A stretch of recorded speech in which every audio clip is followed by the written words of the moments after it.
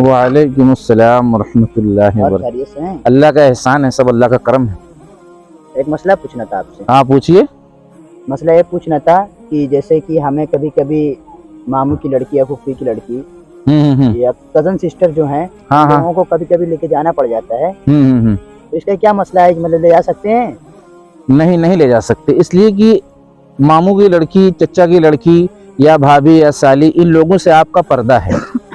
यानी आप उनको अकेले सफर में लेकर नहीं जा सकते, चाहे हज ही करने क्यों ना जाना हो, क्योंकि हज इतना बड़ा अमल है। तो वहां भी आप उनको लेके हज करने की नीयत से भी नहीं जा सकते। अब सोचो कि जब हज इतनी बड़ी चीज वहां आपको मना किया जा रहा है, तो नॉर्मल स्कूल या बाजार या डॉक्टर के पास आप लेके जा रहे हैं, तो ये तो छोटी चीज हुई ना।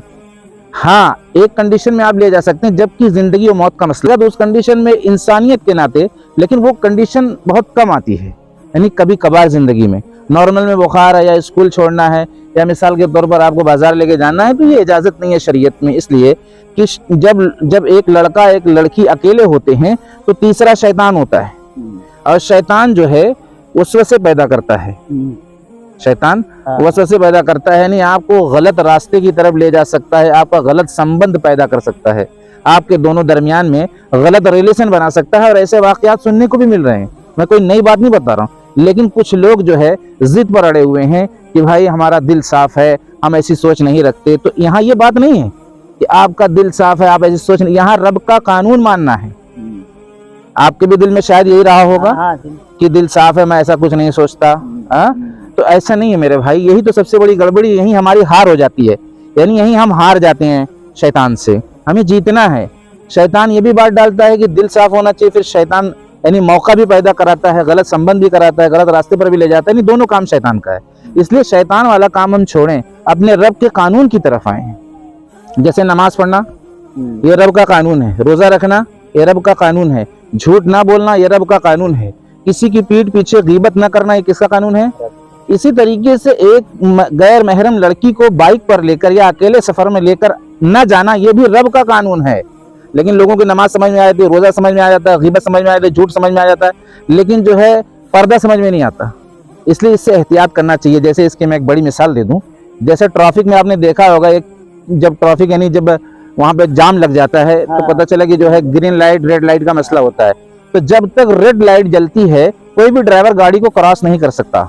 देखें आप। लेकिन एक ड्राइवर ये कहे, जैसे हम लोग कहते हैं दिल साफ होना चाहिए, एक ड्राइवर ये कहे रोड पर जाके किनारे इस तरफ देखे दूर तक और इस तरफ देखे दूर तक कि कोई गाड़ी नहीं आ रही है, और इस नीयत से वो क्रॉस करी कि भाई गाड़ी तो कोई नहीं आ रही थी, मेरा दिल साफ था, इसलिए दिल साफ था कि गाड़ी आ नहीं रही थी, एक्सीडेंट का कोई खतरा नहीं था, फिर भी उसके ऊपर फाइन लगेगी कि नहीं? वो आगे जाके उसके नाम की पर्ची कट जाएगी, इसलिए कि उसने कानून को तोड़ दिया। अब उसकी ये बकवास नहीं चलेगी कि असल में क्या करता, मेरा दिल साफ था, मैंने बहुत दूर तक देखा कि गाड़ी नहीं आ रही है, एक्सीडेंट का कोई चांस नहीं था। तो ईमानदारी से ईमानदारी से बताओ क्या उसके ऊपर जुर्माना लागू होगा कि नहीं होगा? इसी तरीके से हमें अपने रब का कानून मानना है, अपनी नहीं चलाना। यही बात जाके बिगड़ जाती है। मेरा दिल साफ है, वो तो भाई बहन की तरह है। जिसने बनाया वो ज्यादा जानता है ना। बताइए कौन ज्यादा जानेगा?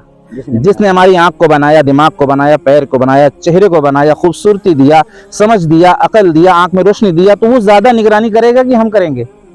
लेकिन यहाँ पर लोग जिद पर आ जाते हैं। मैं लोगों को समझाता हूँ कि जिद पर मत आओ, अपने रब की बात को दिल से तस्लीम करो, इसलिए कि उसी के बाद जाके आपको खड़े होना है और उसी को मुंह दिखाना है, और हर हुक्म को पूरा करके जाना, ये ईमान और इस्लाम है। इसलिए कहा कुरान पाक के अंदर, या अय्युहल्लज़ीना आमनु दुखुलू फिस्सिल्म काफ़ा, या अय्युहल्लज़ीना आमनु दुखुलू फिस्सिल्म काफ़ा, ए ईमान वालों पूरे इस्लाम में दाखिल हो जाओ। तो इस बात का मानना इस्लाम में दाखिल होना है, यानी पूरी बात आप मान रहे हैं। जैसे आपने नमाज को यानी एक्सेप्ट किया, रोजे को किया, गीबत को किया, झूठ को किया, ज़िना को किया, चोरी को किया, इसी तरीके से ये चीज भी यानी उसी तरह है। लेकिन यहाँ पर शैतान जो है अपनी जो है कोशिश करके और अकेले सफर करवाता है, और उसमें बहुत बड़ी बात बिगड़ जाती है। फिर लोग सर पे हाथ रख कर रोते हैं। मैंने ऐसे भी वाकयात देखे हैं। इसलिए मेरे जो समझ में आया मैंने आप तक पहुँचाया। अब आप कहा कि है कि आप दूसरे तक पहुँचाओ और दूसरे उलमा से आप तहकीक भी करो। आप सिर्फ मेरी बात पर मत बैठो। अदारे खुले हैं, बहुत बड़े बड़े आलिम हैं कि भाई हमको एक जो भी आप मुझे समझते हो, जो भी दर्जा आप देते हो, हम एक साहब से मिले थे, उनसे पूछे तो इस तरह बता रहे थे, क्या उनकी ये बात सही है? अगर वो आलिम कह दे हाँ सही है, सकता है, अब आप समझ लेना कि हाँ ये बात सही। अब मुझे किसी गैर महरम को जिससे मेरा निकाह हो सकता है, और एक बात ये भी समझाने की, आप समझ नहीं पाएंगे कितने लोग को मैं नहीं बैठा सकता, उतने लोग को आप नहीं बैठा सकते अकेले सफर में अपनी बाइक पर, या उसके साथ अकेले सफर नहीं कर सकते जितने लोगों से आपका निकाह हो सकता है। अब आप अपना माइंड लगाओ कि कितने लोगों से निकाह हो सकता है। तो जो बात मुझे मालूम थी वो मैंने आप तक पहुंचा दी। अब आपका काम ये है कि आप उलमा से तहकीक करके दूसरों तक पहुंचाने वाले बन जाओ। तो करेंगे इंशाल्लाह। अस्सलाम वालेकुम।